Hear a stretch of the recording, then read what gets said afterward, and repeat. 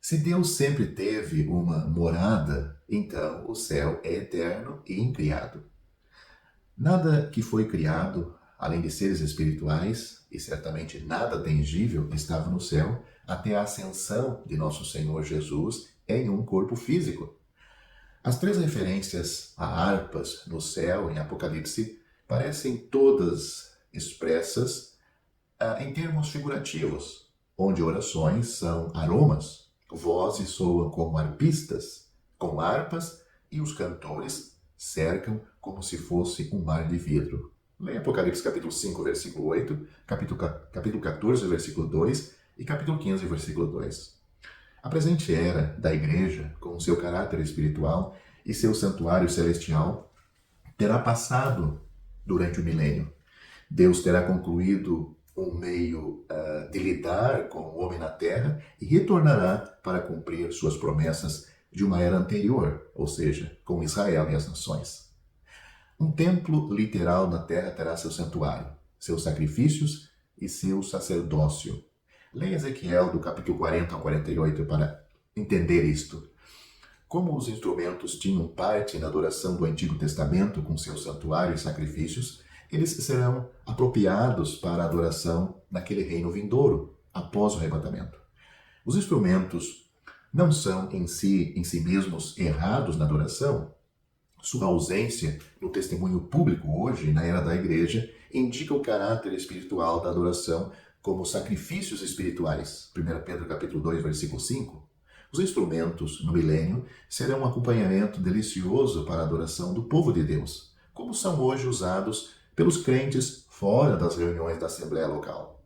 Paulo disse, orai com o Espírito, mas também orai com o entendimento. Cantarei com o Espírito, mas também cantarei com o entendimento. 1 Coríntios capítulo 15, capítulo 14, versículo 15.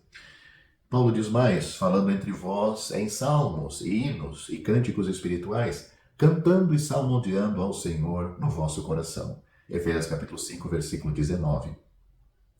Mas será que a palavra aqui, cantando, implica instrumentos musicais?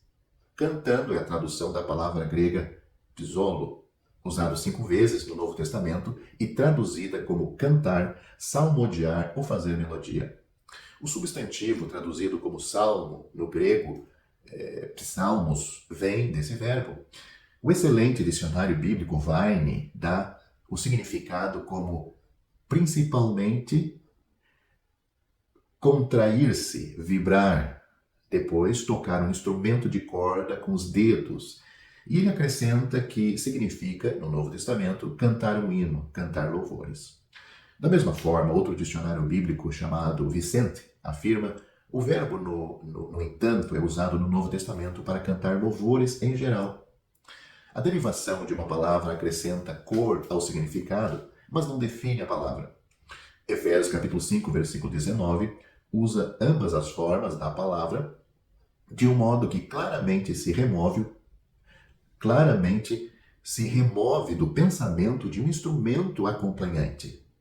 O substantivo salmos está ligado à fala e não à música. Falando entre si salmos, diz o apóstolo Paulo. O verbo cantar não pode envolver música instrumental, pois Paulo diz, fazendo melodia em seu coração.